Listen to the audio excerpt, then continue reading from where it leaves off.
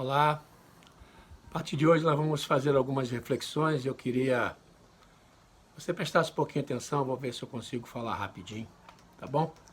Bom, o ser humano, né, tem a capacidade de selecionar alguns assuntos para fazerem parte da sua vida, da sua mente, assuntos que são confortáveis a ele, para que ele possa viver. Além disso, seleciona aqueles que trazem uma certa esperança, um certo alento em determinados momentos da vida. E quando se trata de Bíblia, esse assunto é até mais evidente, mais forte, porque a gente acaba dimensionando os assuntos e acabamos excluindo outros assuntos da Bíblia, achando que só aqueles que nos trazem alento, só aqueles que nos trazem conforto, é que são merecedores da nossa atenção. Isso é perigoso, por que não dizer totalmente errado, né? Porque a gente não pode fazer isso. Se na Bíblia estiver um versículo apenas sobre algum assunto, em relação a outros que têm mais de 20, 30, 50, isso não desvaloriza. Porque se está ali é porque é importante. Nós devemos, então, atribuir o mesmo valor daqueles que têm mais de 2, 3, 10, 20 versículos falando sobre aquele mesmo assunto. Se está na Bíblia, é porque tem importância. Se está na Bíblia, é porque tem um poder de transformação. Se está na Bíblia, é para que isso vai demonstrar a obediência daquele que está lendo e que está cumprindo. Isso é muito interessante. E são inúmeros os assuntos, né? São inúmeros. Eu até selecionei alguns aqui, os que eu selecionei são poucos em relação ao que tem na Bíblia, mas vou pensar aqui alguns. Família, casamento, pecado, amor a Deus e ao próximo, salvação, oração, perdão, gratidão, volta de Cristo, dízimos e ofertas, igreja, corpo de Cristo, honra, congregar, ajuda ao próximo, batismo e assim vai embora. Então eu não coloquei em ordem de importância, até porque não tem ordem de importância, todos são importantes, né? Então por isso não tem uma ordem de importância. E hoje o primeiro assunto que eu gostaria de conversar com vocês, de refletir, é com relação a congregar.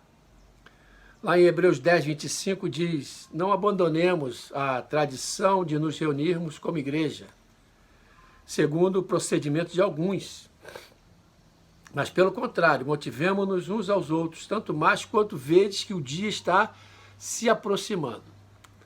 O escritor de Hebreus estava com a preocupação naquela época, hein? Ainda mais hoje, né? Nós estamos nesses dias de hoje aí, é muito comum, né, as pessoas considerarem a participação do culto algo secundário, sem muita importância, até mesmo desnecessário da vida cristã. As pessoas acham que não precisam congregar, não precisam estar na igreja, basta assistir na televisão. Eu não concordo com isso diante da Bíblia, não porque eu acho, mas pelo que a Bíblia diz que eu tenho que congregar, eu tenho que estar reunido como igreja. Só que ao invés de hoje, naquela época lá, os primeiros cristãos, eles viviam de outra forma, eles congregavam, eles sabiam da importância da congregação, de estarem reunidos, eles sabiam que quando eles se reuniam, um grande poder espiritual era liberado. Você vê lá no livro de Atos 2, você vai ver ali a história, né? Que o chão tremia, as coisas aconteciam, as pessoas eram batizadas, eram totalmente modificadas pelo poder de Deus. E além disso, podemos analisar o nosso maior exemplo, que é Jesus. Ele não deixava de comparecer à sinagoga com outros irmãos, estava sempre na sinagoga. E se Jesus ia, você não quer ir por quê? Se Jesus estava sempre na sinagoga, por que nós não estaremos? Então, se desejarmos realmente fazer parte da família de Deus, devemos congregar. O Salmo 133, diante do que diz ali, é na congregação, é na união que o Senhor ordena a bênção e vida para sempre. O que é vida para sempre, pastor? Salvação. vida eterna. E bênção é o que a gente precisa para viver na terra. As coisas que a gente precisa para viver aqui. Então você vê, somente no livro de Hebreus, nesse versículo que eu li, que fala sobre esse assunto de congregar. Mas isso não desvaloriza o assunto, né? Pois é no congregar que a igreja e o corpo de Cristo se materializa. Ali acaba virando algo espiritual, mas é material. Nós estamos juntos. E é onde o sangue de Jesus circula, porque o sangue de Jesus não circula ali no membro solto de um corpo, tem que estar no corpo. É necessário estarmos no corpo. Então, nesse tempo de pandemia, muitas pessoas realmente estão impedidas de estar no templo. Eu sou um deles, hoje. Espero que domingo que vem já esteja lá. Então, muitas pessoas estão impedidas de estar no templo. Isso é aceitável. Lógico, ninguém é doido de estar com Covid, com sintomas e ir para o templo. Não é isso que eu estou falando. Mas se você pode e não vai, isso não é aceitável diante de Deus. Isso chama-se rebeldia à palavra. Rebeldia à palavra. E 1 Samuel 15, 23 diz claramente que a rebeldia é como pecado de feitiçaria. A arrogância como mal da idolatria, assim como você rejeitou a palavra do Senhor, ele o rejeitou como rei. Foi Samuel falando para Saul.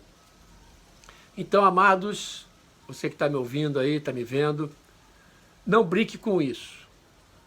Não se permita deixar ser levado pelo que você acha. Então, que você possa agir de acordo com o que Deus pensa e de acordo com o que Ele deixou registrado. Tá bom? Que Deus te abençoe. Amanhã vamos falar sobre outro assunto. Se você tiver alguma dúvida sobre esse assunto, manda mensagem para mim e nós vamos conversar, vamos tirar as dúvidas, tá bom? Deus abençoe, fiquem na paz.